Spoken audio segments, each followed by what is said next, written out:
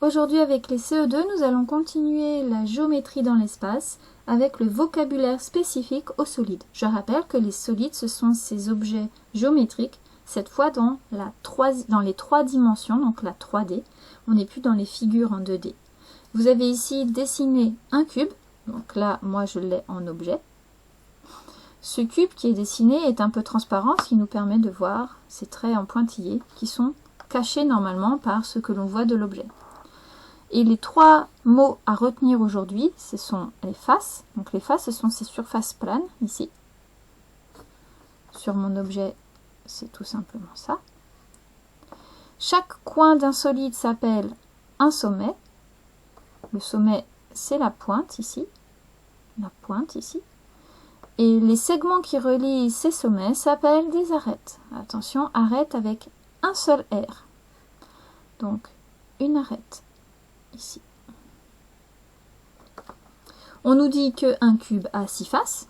Bien, vous savez qu'un dé à jouer est numéroté de 1 à 6. Donc effectivement, il y a 6 faces. Qu'il y a 8 sommets. 1, 2, 3, 4, 5, 6, 7 et 8. Pas oublier ce sommet-là.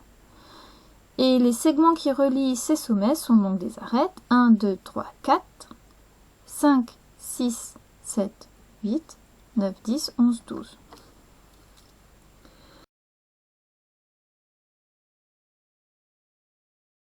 De faire tous les exercices de cette fiche. Alors si vous avez eu des difficultés à les faire, il faut essayer de manipuler. Manipuler, ça veut dire trouver des objets dans le quotidien, un dé à jouer, un cube. Bon alors là c'est dans un autre domaine, mais là vous avez un cylindre. Ça peut vous aider. Hein. Ou si vous ne trouvez pas, par exemple moi je n'ai pas trouvé de pyramide chez moi, eh bien, vous téléchargez un patron sur internet et puis vous pouvez fabriquer vous-même votre solide en papier. Ça peut vraiment aider. On le fera dans d'autres leçons. Donc on va essayer d'aller assez vite, mais vraiment si vous ne comprenez pas, il n'y a pas mieux que la manipulation. Mais il faut essayer tout de même de voir les choses sur des croquis en 2 dimensions. Ici, c'est simple, on avait déjà les réponses dans le jeu comprend. On vous demandait de compléter le tableau. Alors, un cube, un pavé droit et une pyramide. Notre cube, on a vu qu'il avait 6 faces. On a vu qu'il avait 8 sommets. 1, 2, 3, 4, plus 1, 2, 3, 4. Donc 8. Et il avait des arêtes. 1, 2, 3, 4. 5, 6, 7, 8 et les arêtes qui sont verticales.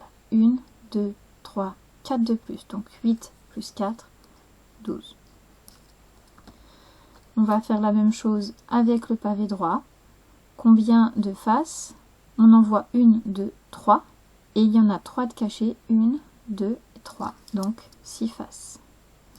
Combien de sommets? 1, 2, 3, 4. 5, 6, 7, 8. Et combien d'arêtes? 1, 2, 3, 4, 5, 6, 7, 8, 9, 10, 11 et 12. Je vais un peu vite, mais vraiment sans objet sous les mains, c'est pas la peine d'aller plus lentement. Il faut vraiment manipuler si vous ne suivez pas. La pyramide est un peu plus complexe, on est moins habitué à voir ces objets dans l'espace. Alors combien de faces? Moi je vois celle-là qui est face à nous, 1.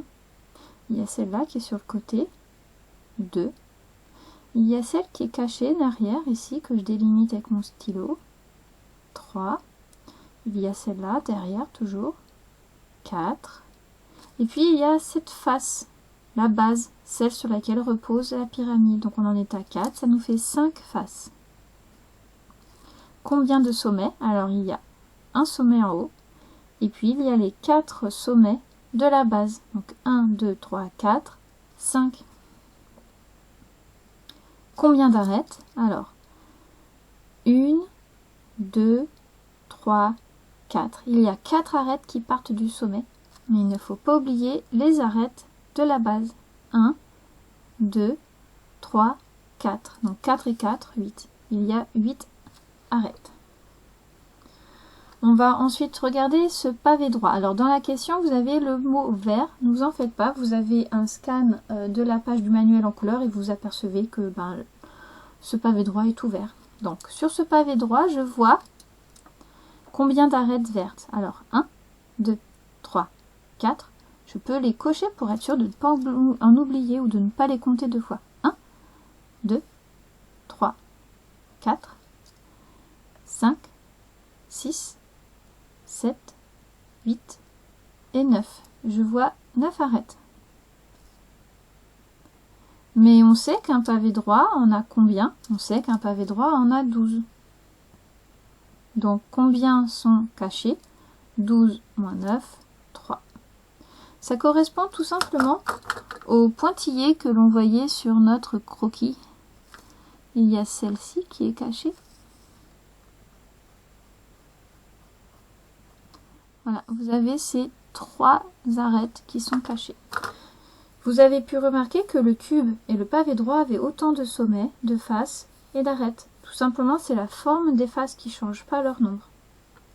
On regarde maintenant l'exercice 3 avec un cube entièrement bleu, donc pas de difficulté même si vous aviez du noir et blanc.